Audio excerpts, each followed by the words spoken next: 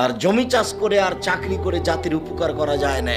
চাঁপাইনবাবগঞ্জের মানুষেরা খালি শিক্ষক চাকরি করে, বেতন পায় 10,000, 20,000, 30,000, 25 দিনে শেষ হয়, তখন 5 দিন খালি টানা হেঁচড়া, ধার কর্য, এভাবে চলে। কি উপকার করবে? বাপকে কি দিবে, মাকে কি দিবে, ফকিরকে কি দিবে?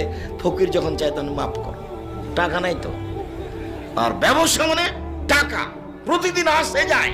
একদিন ছিল চকলেট, একদিন হচ্ছে কলা, একদিন হচ্ছে কাপড়, একদিন কোটি কোটি টাকার ব্যবসা। তার টাকা দিয়ে এলাকার অসহায় মানুষ দিন কাটায়, কওমি মাদ্রাসায় খরচ হয়। আমি জানি না জামিয়া সালাফে আপনারা টাকা পয়সা দেন কিনা, আমার মনে নাই নাটোরের কথা। প্রতি মাসে 26 লক্ষ টাকা লাগে বেতন, জমি কিনা তো আছেই, মসজিদ নির্মাণ তো আছেই।